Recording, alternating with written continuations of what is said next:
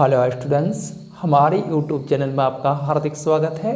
तो चलिए आज हम पढ़ते हैं क्लास 10th में प्रकाश, परावर्तन एवं अपवर्तन चैप्टर के अंतर्गत एक महत्वपूर्ण प्रश्न जिनके बोर्ड एग्जाम में पूछे जाने की अपार संभावनाएं बनती है। तो यह प्रश्न वास्तविक प्रतिबिंब और काल्पनिक या आभासी प्रतिबिंब के अंतर के विषय में है।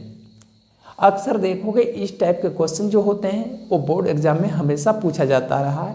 तो आगामी बोर्ड एग्जाम को ध्यान में रखते हुए स्टूडेंट्स की सेवा में ये क्वेश्चन लेकर हम यहाँ हाजिर हुए हैं। तो यहाँ देखोगे वास्तविक प्रतिबिंब यानी रियल इमेज और काल्पनिक या फिर आभासी प्रतिबिंब जिसे अंग्रेजी में हम लोग वर्चुअल इमेज कहते हैं, उनके बीच में क्या अंतर या डिफरेंस है, इसको क्लियर करेंगे हम लोग आज यहाँ पर। तो देखिएगा इनके बीच में अंतर को अगर आप लोग पॉइंट वाइज नोट करते हो तो इस प्रकार के जवाब जो होते हैं वो परीक्षकों को अधिक पसंद होते हैं और उस स्थिति में आपके कॉपी पर आपका नंबर कुछ अधिक ही आ जाता है। तो इसको पॉइंट वाइज जब जवाब दीजिएगा तो इसका जवाब में आप लोग को सबसे पहले लिखा जाना चाहिए वास्तविक प्रतिबिंब और काल्पनिक प्रतिबिंब में निम्नलिखित अंतर है, यानी उनके बीच में जो भी डिफरेंस या अंतर है वो हम लोग नीचे लिख रहे हैं। कॉपी को सबसे पहले आप लोग क्या करेंगे, दो बराबर भागों में बांट देंगे। इसमें पहला भाग का हेडलाइंस हो जाएगा वास्तविक प्रतिबिंब यानी रियल इमेज और दूसरे भाग का हेडलाइंस हो जाएगा काल्पनिक प्रतिबिंब जिसका अन्य नाम आभासी प्रतिबिंब या फिर अंग्रेजी में वर्चुअल इमेज है। इस प्रकार से कॉपी को दो बराबर भागों में बंटने के बाद इधर आप लोग वास्तविक प्रतिबिंब के विषय में और दाहिने साइड में आप लोग काल्पनिक प्रतिबिंब के विषय में यहाँ पर पॉइंट को नोट करोगे। तो जब हम लोग वास्तविक प्रतिबिंब के पहला नोट्स की बात करेंगे तो वास्तविक प्रतिबिंब की परिभाषा क्या दोगे, ऐसा प्रतिबिंब जिसे पर्दे या स्क्रीन पर प्राप्त किया जा सके उसे क्या कहते हैं, वास्तविक प्रतिबिंब कहते हैं। अब सभी विद्यार्थियों को एक बात का विशेष ध्यान रखना चाहिए कि यहाँ पर पर्दा या स्क्रीन कहने का अर्थ केवल कपड़ों का ही बना हुआ नहीं होना चाहिए। कई बार की पर्दा या स्क्रीन का कार्य जो होता है वो गत्ते के द्वारा किया जाता है, कभी जो है किसी दीवार के द्वारा किया जाता है या इस प्रकार से कोई अन्य पदार्थ के द्वारा भी स्क्रीन या पर्दे का काम किया जा सकता है या फिर लिया जा सकता है। समझ पा रहे हैं? तो यानी वह प्रतिबिंब जिसे पर्दे पर प्राप्त किया जा सकता है उसे क्या कहते हैं, वास्तविक प्रतिबिंब कहते हैं, रियल इमेज कहते हैं। देखिए हमने यहाँ पर इसकी परिभाषा लिखी है, वह प्रतिबिंब जिसे पर्दे पर प्राप्त किया जा सके वास्तविक प्रतिबिंब कहलाता है या रियल इमेज कहलाता है।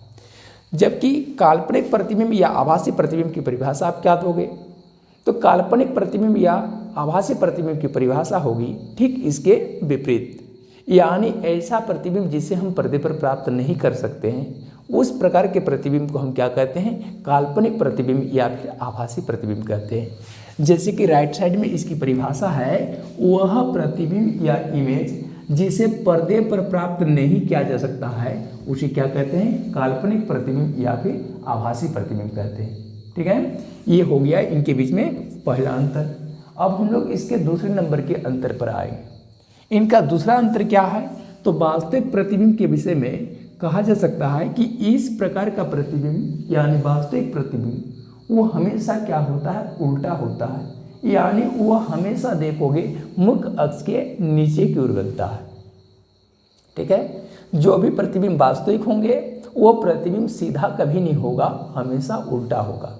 कहने का मतलब है अगर किसी मुख्य अक्ष के ऊपर में कोई वस्तु रखा जाए तो वस्तु का अगर नुकीला हिस्सा ऊपरी भाग में है तो उनका अगर वस्तु है तो इनका बनने वाला जो प्रतिबिंब होगा वो मुख्य अक्ष में नीचे की ओर होगा, यानी इसके प्रतिबिंब में जो नुकीला हिस्सा होगा वो आपको नीचे की ओर दिखेगा। समझ पा रहे हैं? अगर इस कलम को अगर वस्तु मान लिया जाए तो इस वस्तु का अगर वास्तविक प्रतिबिंब बन रहा है तो उस प्रतिबिंब में देखोगे कलम का नुकीला हिस्सा ऊपर की तरफ नहीं बल्कि कलम का नुकीला हिस्सा नीचे की तरफ दिखेगा।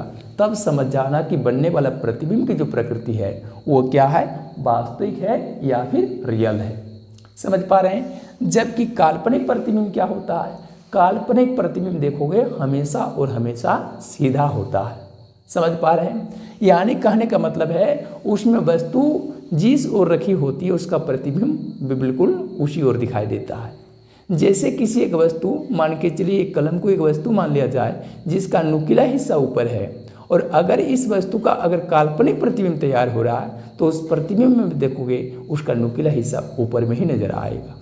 ठीक है। जैसे हम लोग केस कटवाने के लिए या शेविंग करने के लिए जब किसी एक सैलून में जाते हैं तो क्या देखते हैं, अपने सिर को ऊपर देखते हैं। तो वास्तव में जब हम लोग कुर्सी पर बैठते हैं वहाँ पर आईना का सामने, तो उस समय भी हमारा सिर ऊपर ही होता है और पैर नीचे होता है, और हमारा दर्पण पर बनने वाला जो प्रतिबिंब होता है उस प्रतिबिंब में हम क्या देखते हैं कि पैर नीचे और सिर ऊपर दिखता है।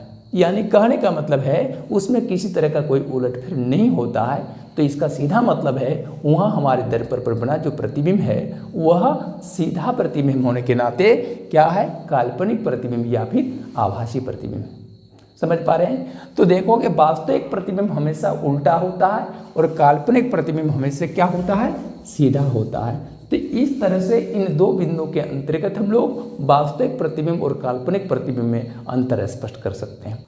उम्मीद करते हैं आप लोगों को हमारे ये कॉन्सेप्ट अच्छी तरह से समझ में आ गया होगा। नेक्स्ट वीडियो में इसी प्रकार का अन्य महत्वपूर्ण प्रश्न लेकर हम आपकी सेवा में दोबारा हाजिर होंगे। फिलहाल आज का क्लास हम यहीं पर ऑफ करना चाहेंगे। Thank you. All the best.